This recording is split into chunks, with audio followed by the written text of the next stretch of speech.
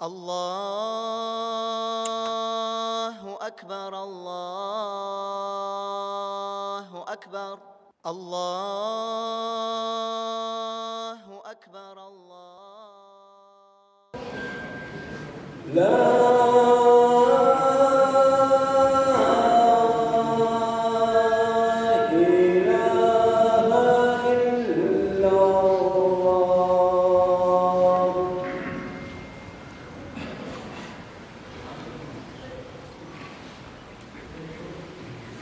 إن الحمد لله نحمده ونستعينه ونستغفره ونعوذ بالله من شرور أنفسنا ومن سيئات أعمالنا.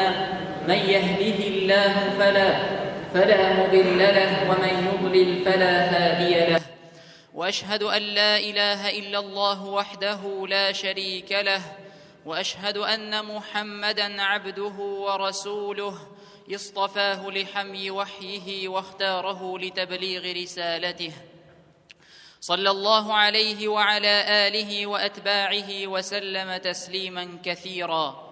ورضي الله سبحانه وتعالى عن أمراء المؤمنين وخلفاء الراشدين أبي بكر وعمر وعثمان وعلي، وعن جميع الآل والأصحاب والتابعين لهم بإحسان إلى يوم الدين.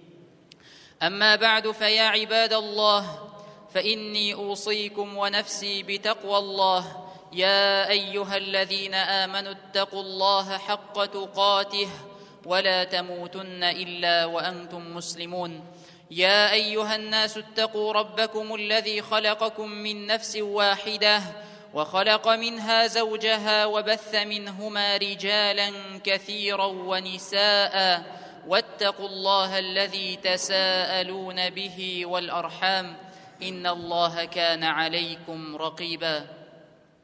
Barcha galamlarni yo'qdan bor qilib, bizlarni tarbiyalab ham ne'matlantirib turishi birdan-bir Robbimiz Alloh subhanahu va taolaga barcha maqtovlarimiz, rahmat shukrlarimiz bo'lsin.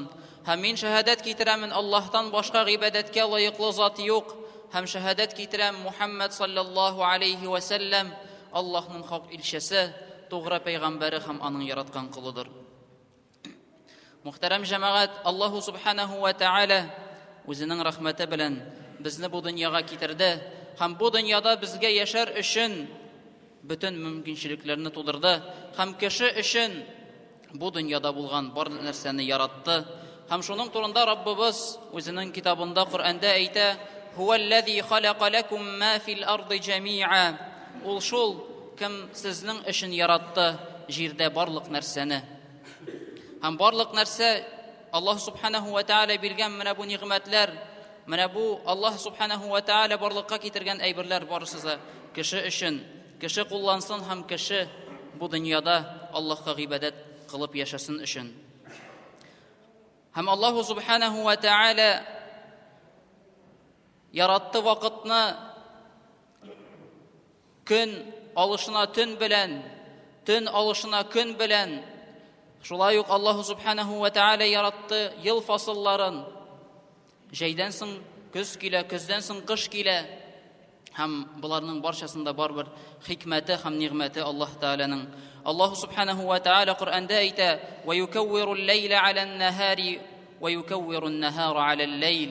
U shul kim olishtira tunni kun bilan, ham olishtira kunni tun bilan. Ham bu Allohning ne'mati. Ham biz Alloh subhanahu va taala bergan mana bu vaqtlarni, Alloh subhanahu va taala bergan bu mumkinchiliklarni durust qo'llanirga tiyishmiz. Har birsindən o'zimiz uchun foyda olirga tiyishmiz. Chunki vaqt o'ta, ham vaqt turadi soatdan, kundan, tundan, ham u o'ta, ham shuning bilan bizning turmushimiz da o'ta.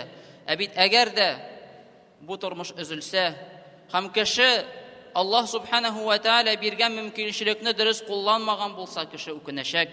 Ham Alloh subhanahu va taala Qur'onda ayta: "Hatta idza jaa ahaduhumul maut qala robbi irji'un la'alli a'malu solihan fima tarakt." Ham ularning birsine o'lim kelgach, u aytadi: "Robbim, meni qaytar." Ham ni uchun u ayta: "La'alli a'malu solihan." Balki men xayrli amallar qilar edim dey.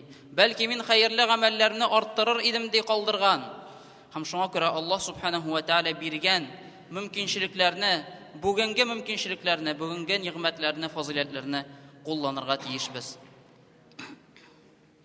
Без үзебезнең хәерле изге эшләребезне арттырырга тиешбез. Һәм иң яхшы үрнәк булып безнең өчен ул иде сахабалар. Алар үз тормышлары белән аерылдылар бездән. Алар үз тормышларында һәр форсатны Аллаһ юлында үткәрергә тырыштылар һәм кулландылар. Һәм алар гыйбадәт өчен фазиләтле вакытларны куллана белделәр дөрес. Һәм инде без сезнең белән җәмәгать кыш дигән ел фасылына кирдек. Кыш фасылына кирдек, кыш көннәрендә яшибез сезнең белән. Һәм кыш турында Умар радиллаһу анһу әйтә: "Әш-шитаъу ганиматул абидин." Әш-шитаъу ганиматул абидин. Кыш ул гыйбадәт кылучының ганимәте, трофей. Кыш ул гыйбадәт кылучының ганимәте ди. Шулай ук Ибн Мас'уд радиллаһу анһудан килә, улайта: "Мархабан биш-шита'i таназзалу фиһи ал-барака ва ятулу фиһи ал-лайл лил-қиям ва яқсуру фиһи ан-наһару лис-сиям." Улайта: "Хуш килдең ди кыш, таназзалу фиһи ал-барака." Баракат иңә ди ул вакытта. "Ва ятулу фиһи ал-лайлу лил-қиям." Һәм озыная ди төннәр қиямнар өчен, һәм кыскара ди көннәр ураза өчен. Шулай ук Хасан радиллаһу анһудан килә, улайта: "Ни'ма заманул муъмини аш-шита." Муъмин өчен иң яхшы вакыт ул кыш ди. "Лейлуху тавилун фаякумух." Аның төне озын, һәм ул төннәрен торгыза намазда. "Ва наһаруху касирун фаясумух." Һәм аның ди көннәре кыска, һәм ул анарны уразада үткәрә. Һәм шуңа күрә җәмәгать, менә бу фазиләтләргә, нинди фазиләтле вакыт. Әйе, безнең җирлектә ул салкын була, авыррак, ләкин аның фазиләте дә бар, аның хикмәте дә бар. Көннәр кыскара һәм төннәр озыная, һәм төнге намазларны торгызу безнең өчен җиңеләя. Уразалар тоту җиңеләя, һәм без бу форсатларны кулланырга тиешбез. Һәм ураза тотуларны күбәйтергә дигәндә Имам Ахмад ибн Ханбалдан килә хадис, ул әйтә: Пәйгамбәрбез саллаллаһу алейхи ва саллям әйтә: "Ас-сауму фиш-шита'i ал-ганиматул барида." Ас-сауму фиш-шита'i ал-ганиматул барида. Кыш көнендә тотылган ураза ул җиңел, шундый җиңел ганимәт ди. Чөнки ни өчен җиңел? Барида, ягъни салкын дигән сүз кулланыла монда. Чөнки беренчедән эсселек юк. Икенчедән көннәр кыска һәм ураза тоту җиңел. Һәм Ибн Мас'уд радиллаһу анһудан шулай килә охшаш хадис, ул әйтә: "Ал-ганиматул баридату ас-сауму фиш-шита." Шул ук мәгънәдә килә башка төрләр хадис, ул әйтә: "Салкын шундый яхшы уңыш, яхшы ганимәт ул ас-сауму фиш-шита, кыш көнендәге ураза."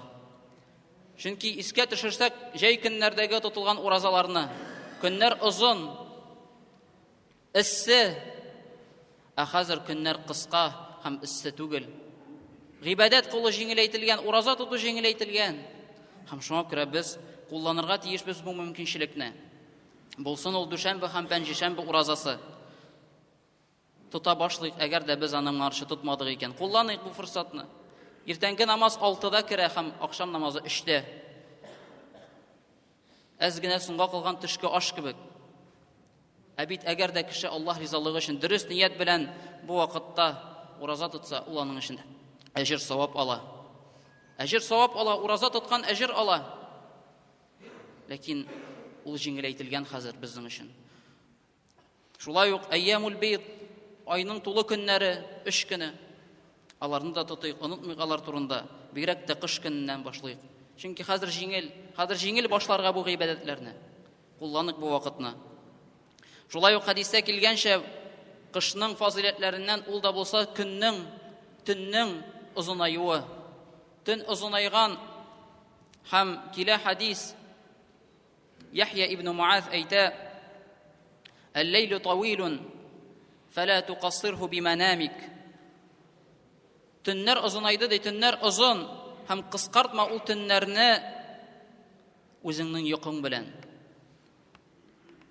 Йокла, ләкин төннәр озынайды, син җәй көндә йоклый идең. Хәзер төннәр озынайды.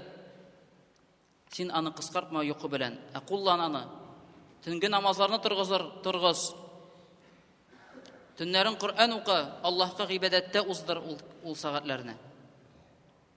Хәзер җиңеләйтелгән төн иртә башлана һәм соң бетә. Төн озын һәм шуңа күрә кыямнарны, төнге намазларны торгызу җиңеләйгән. Һәм шулай ук төнге намазлар турында хадис Пәйгамбәрбез саллаллаһу алейхи ва саллям әйтә: "Афдалус салати ба'да аль-фаридати салатул лейли." Фарыз намазларыннан соң ди, иң фазилатлы намаз ул төнге намаз ди Пәйгамбәрбез саллаллаһу алейхи ва саллям. Шулай ук Пәйгамбәрбез саллаллаһу алейхи ва саллямнан килә: "Вa'лам анна шарафул муъмини қиямуху бил-лейл." Муъминнең шәрәфе булып тора төнге намаз, төнне торгызу. Муъминнең шәрәфе булып тора. Шулай ук Пәйгамбәрбез саллаллаһу алейхи ва саллямнан килә, ул әйтә: "Ат'имут та'ама василул архама وصلوا بالليل والناس نيام تدخلوا الجنة بالسلام." أطعموا الطعام أشاتغس رزق بلان محتاجلارنا وصلوا الأرحام هم туганнар белән булган үзегезнең мөнәсәбәтегезне, үзегезнең арагызны ныгытыгыз, якынайтыгыз. وصلوا بالليل والناس نيام һәм торгызыгыз намазларда төннәрне, кайчан кешеләр йоклыйлар. تدخلوا الجنة بالسلام һәм кирерсез җәннәткә. Пәйгамбәрбез саллаллаһу алейхи ва саллям әйтә. Һәм шуңа күрә без менә бу фазилатларны кулланырга тиешбез. Аларга игътибар итәргә тиешбез. Үзебездә бу гыйбадәтләрне, менә бу ураза тотып булсын кыш көннәрендә, сөннәт уразаларны торгызу. Бәлки кемнеңдер әле Рамазан аеннан калгандыр тотылмаган уразалары. Хәзер тотып бетерергә мөмкинчелек бар һәм ул җиңеләйтелгән Аллаһның рәхмәте белән. Шулай ук төнге намазларны торгызу. Тәһаҗҗүдләрне дугаларда үткәрү ул вакытны, шулай ук җиңеләйтелгән безнең өчен хәзер. Шулай ук тагын бер фазилат, кайсысын без кыш көне куллана алабыз, ул да булса иртәнге намазларны җәмәгатьтә уку. Иртәнге намазларны җәмәгатьтә уку, хәзер иртәнге намаз алай нык иртә керми җәй көне кебек. Сагать 6-да, 7-нче яртыда иртәнге намаз укыла. Хәзер инде мәчеткә килеп җәмәгать белән намаз укырга, иртәнге намазны торгызырга да җиңеләйтелгән. Җәй көне иртәнге намаз саат 2-дә, 3-тә булса, кайчан торырга авыр, килергә авыр. Хәзер җиңеләйтелгән. Шуңа күрә менә бу да фазилатны, менә бу да мөмкинчелекне кулланык җәмәгатьтә иртәнге намазны укуны. Һәм Пәйгамбәрбез саллаллаһу алейхи ва саллям әйтә: "Ман салла ас-субха фи җамаатин фахуа фи зимматиллаһи та'ала." Кемдә кем иртәнге намазны җәмәгать белән торгызса, фахуа фи зимматиллаһи та'ала, ул Аллаһның саклавы астында булыр ди. Шуңа күрә бу мөмкинчелекне кулланыйк. Бу да фазилатны кулланыйк, аңа игътибар итеп калдырмыйк аны. Һәм дә инде Аллаһның нигъмәтләренә шулай ук игътибар итик. Менә бу кыш көннәре, менә бу салкыннар безгә Аллаһның нигъмәтләре турында искә төшерә. Җылының кадерен белә башлыйбыз. Киемнәре безгә карыйк, бу Аллаһның нигъмәте, йортларыбызга карыйк. Менә бу салкыннарда алар сәбәп булып торалар безне салкыннан саклауга. Бу да Аллаһның рәхмәте һәм ул нигъмәтләр турында онытмыйк, Раббыбызга шөкер итәргә. Һәм шулай ук кыш вакытына бәйле булган бер әйбергә игътибар итәсе килә, ул да булса безнең кыш көне намазлар арасы бик кыскара. Өйләне укыйсың да икенде җитә, икендене укыйсың да акшам җитә. Һәм менә бу вакытларның кыскаруы сәбәпле кемдер онытылып яки нәрсәдер эшләп намазын калдырырга мөмкин, вакыты чыгарга мөмкин намазның. Менә моңа җәмәгать сак булыгыз моның белән. Намазларны вакытында укыгыз. Һәр намазны вакытында укыгыз. Кирде икән өйлә, укыгыз өйләне. Кичектермәгез. Чөнки икенде кирергә анда күп вакыт түгел. Икенде кирде икән, икендене укыгыз, вакыты кергәч үк. Чөнки анда акшамга ярак түгел. Намазларыбызны саклык, чөнки һәр калдырган, сәбәпсез калдырган намазыбыз өчен, вакытында укылмаган намаз өчен без җавап бирәчәкбез Аллаһ Тәгалә каршында. Ни сәбәпле калдырдык? Һәм шуңа күрә моның белән сак булыйк. وأقول قولي هذا وأستغفر الله لي ولكم ولسائر المسلمين فاستغفروه إنه هو الغفور الرحيم. الحمد لله حق حمده، والصلاة والسلام على من لا نبي من بعده، وعلى آله وصحبه ومن تبع دينه وسار على هديه. وأشهد أن لا إله إلا الله وحده لا شريك له، له الملك وله الحمد، يحيي ويميت وهو على كل شيء قدير. وأشهد أن سيدنا وحبيبنا محمدًا عبد الله ورسوله وصفيه من خلقه وحبيبه، بلغ الرسالة وأدى الأمانة ونصح الأمة وجاهد في الله حق جهاده حتى أتاه اليقين. أما بعد، فيا عباد الله، اتقوا الله وراقبوه في السر والعلن، واتبعوا أمره واجتنبوا نهيه، فقد قال الله تبارك وتعالى: وما آتاكم الرسول فخذوه وما نهاكم عنه فانتهوا. واعلموا أن الله سبحانه وتعالى أمرنا بأمر بدأ فيه بنفسه وثنى بملائكة قدسه فقال: إن الله وملائكته يصلون على النبي يا أيها الذين آمنوا صلوا عليه وسلموا تسليما. اللهم صل على محمد وعلى آل محمد كما صليت على إبراهيم وعلى آل إبراهيم إنك حميد مجيد، وبارك على محمد وعلى آل محمد كما باركت على إبراهيم وعلى آل إبراهيم إنك حميد مجيد. اللهم أعز الإسلام والمسلمين آمين. اللهم أعز الإسلام والمسلمين آمين. اللهم أعز الإسلام والمسلمين آمين. وأذل الشرك والمشركين ودمر أعداء الدين، وانصر عبادك الموحدين. عباد الله، اتقوا الله، إن الله يأمر بالعدل والإحسان وإيتاء ذي القربى وينهى عن الفحشاء والمنكر والبغي، يعظكم لعلكم تذكرون. واذكروا الله العظيم الجليل يذكركم، واشكروه على نعمه يزدكم، ولذكر الله أكبر، والله يعلم ما تصنعون. وأقيموا الصلاة. الله أكبر، الله أكبر، الله